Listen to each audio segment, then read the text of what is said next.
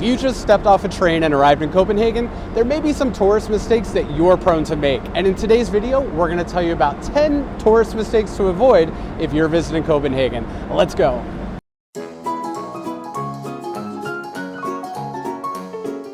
Now, one very common tourist mistake that we see people in Copenhagen make is not knowing that Denmark's currency is the Danish crown, or the kroner.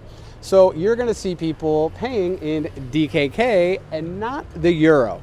Now you may be thinking, guys, isn't Denmark part of the European Union? And yes, it is. But if you want a quick history lesson, in 1992, when Denmark signed the Maastricht Treaty, they opted out of adopting the euro as the currency. However, the Danish kroner is actually pegged to the euro, which means you just have to do a little bit of conversion when you pay for things. Now, my advice to you is that Denmark is a highly digitized country, so you're probably going to be making electronic payments anyway. If it was up to me, I would tell you to just skip the ATM completely. Most of our friends who come to visit us, we advise them not to even take out cash or have any hard currency, and to just use their cards or debit cards, whatever kind of card they want to pay for things electronically. But remember, you're doing it in DKK and not in euro.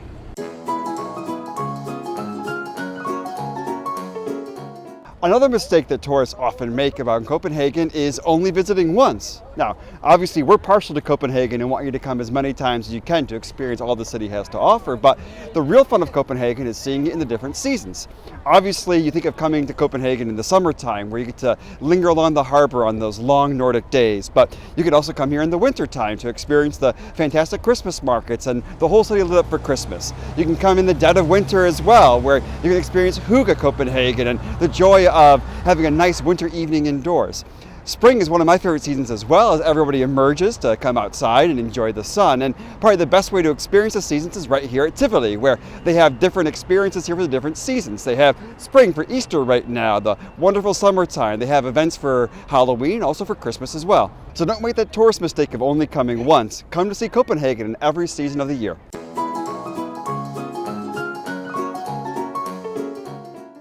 If you're not lucky enough to come to Copenhagen in the different seasons, you may get to actually experience multiple seasons on your one visit here. And that's because the weather changes quite often here in Copenhagen. Danes have plenty of sayings about the weather, but one of them is that there's no such thing as bad weather, just bad clothing. And that's a mistake that tourists often make. Make sure when you come to Copenhagen that you're prepared for the different weather that may come at your way.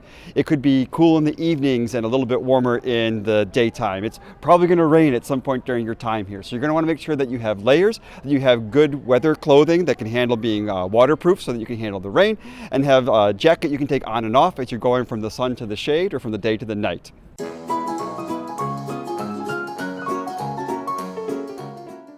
I'm in front of Rådhuspladsen, or Copenhagen City Hall Square, to tell you about another tourist mistake that we see all the time here in Copenhagen, and that is when people don't actually get out and enjoy riding a bike around the city, especially if they don't know bike safety. Now, there's a couple simple hand signals that can help you ride around safely and get to see Copenhagen like a local. And it's important that you know how to ride a bike safely if you're going to get around Copenhagen by bike, which we suggest you do. And one way that you can do that is with a donkey bike. They are these orange bikes that you'll see all around the city, and we've actually paired up with them to get you a discount code. So you can get 15% off of your first ride on a donkey bike by using the promo code ROBETROTTING. That's 15% off for your first ride and 5% off all of the other rides you take with donkey bike during your trip in Copenhagen. We'll put a link so that you can download the app in the video description, or you can use the QR code, which is on every donkey bike that you'll find around the city. And again, you'll get 15% off your first ride and 5% off any subsequent ride during your trip in Copenhagen with the promo code ROBETROTTING.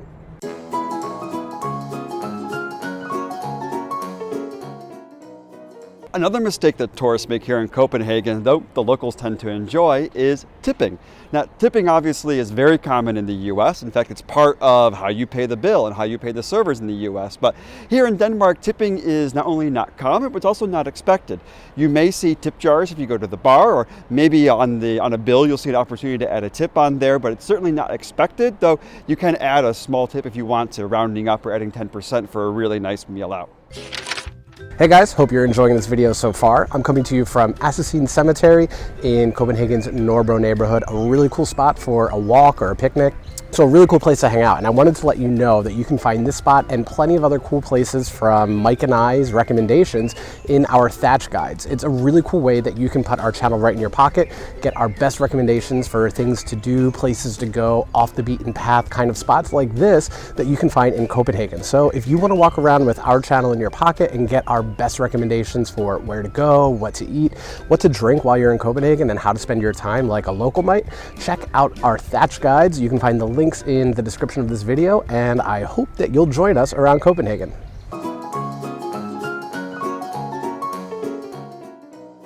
Another common tourist mistake for people that visit Copenhagen is being caught a little bit off guard or even having a panic attack if somebody approaches you in Danish. It's perfectly okay to say, can we take this conversation in English, or to reply in English, because Danes actually have very good fluency in the English language. So if somebody at your hotel or in a restaurant or even somebody on the street approaches you in Danish, it's perfectly fine to continue in English. Now, it's very nice to sprinkle in a little bit of Danish words. So if you want to say tak instead of thank you, that's perfectly fine. But it's not like some countries where you're going to maybe be at a disadvantage as a tourist if you don't speak the local language.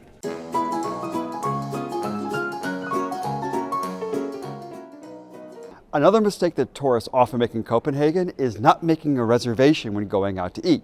Copenhagen is renowned for its fantastic food scene. You're going to get to sample a number of different cuisines, especially New Nordic, which we highly recommend. But if you don't make a reservation, there's very little chance you'll actually get to enjoy it. Now, part of the reason why is that a lot of the restaurants here in Copenhagen are quite small, and also the wait staff is pretty well paid. And so it means there's only a finite number of tables available and seatings per night. So if you want to sample some of the excellent cuisine here in Copenhagen, make sure that you book in advance, potentially weeks in advance, for some of the more popular restaurants. This is also true for other things. There's cocktail bars and even regular bars that will have table reservations available. And you may find if you try to go out for a drink before or after dinner, you want to have a place to sit. And that's because there's reservations made ahead as well. There's certainly many apps that you can use to be able to make reservations ahead of time. So look on Google Maps or other apps as well to make reservations, or call ahead. Again, most places speak English, so don't be afraid to call a restaurant ahead and make a reservation.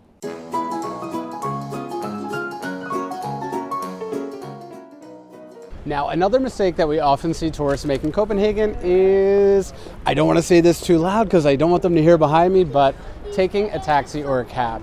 Now, taxis and cabs in Copenhagen are notoriously expensive and sometimes irrelevant because it's pretty easy to get around by bike, train, metro, ferry, or any other form of public transportation. Plus, the city is very flat compared to other European capitals, and it's pretty easy to get around by foot. It's not a huge space. The airport is well connected to Central Station by train line, and it's well connected to the metro, also by bus. So it's really easy to bypass taxis and cabs altogether. But if you do need to take a taxi or a cab while you're in Copenhagen, be aware that by Danish law, they do have to have printed a daytime rate and a nighttime rate as a minimum fare on the door. This is called the door fare, and you should see a day and a night fare printed on the cab's door. It will have the minimum fare for a 10-kilometer or 12-minute cab ride to give you an idea of what you're going to have to pay if you take one. To let you know what it is, it's going to be at least, I think, as of right now, 230 krona for a daytime rate, which is going to be about 35 US dollars.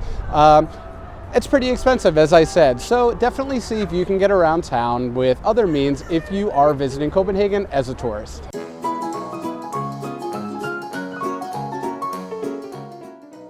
Copenhagen has a fantastic public transportation system, and it includes metro, train, ferry, and it connects the entire country of Denmark, the city of Copenhagen, and even Sweden. However, it's not free, and that's one mistake we sometimes see tourists make here in Copenhagen. Before you get on any form of public transportation, it's important that you buy a ticket or swipe in with a Reisekort. Now, if you have a Copenhagen card or a monthly pass, you can also just have that on you, but it's important that you have some form of payment or a ticket to show somebody on the train whose job it is to make sure that you've paid for your ride. don't get caught by them, because it's a 750 krona fine, or about 110 US dollars, if you didn't pay for your ride. Whether or not you meant to do it or not, they're not going to care. They're just going to give you that fine. So save the 750 krona for a nice trip to Tivoli or some drinks out in Copenhagen. Don't use it to pay for a fine when you could have just paid 24 krona to take that train ride or that metro ride across the city. Now, another mistake that people make when they visit Copenhagen is not getting out and exploring more of Denmark itself. Yeah, there's plenty of cool things to do around Copenhagen as well. You can go up the coast to Helsingør, which is home to Kronborg Slot, the castle from Hamlet. You can go out to Roskilde, one of the old capitals of Denmark, and see the beautiful harbor, the Viking Ship Museum, and the famous cathedral there as well. And you can go south as well to see the famous Mons Klint, which is amazing cliffs that sit on the Danish coast. Yeah, there's so much to do as a day trip from Copenhagen, but you can also venture into Jutland, the mainland part of Denmark, or on the island of Fyn. You can go to the island of Bornholm or any of the other islands around Denmark and catch more and build an entire itinerary around Denmark rather than just the city of Copenhagen. In fact, if you need a little bit of inspiration, you can watch this video right here and see how we did when we explored one of our favorite cities in Jutland called Vejle. Check it out. You can watch it right here next and maybe be inspired to add it to your own itinerary. Thanks for watching, everybody. Hi.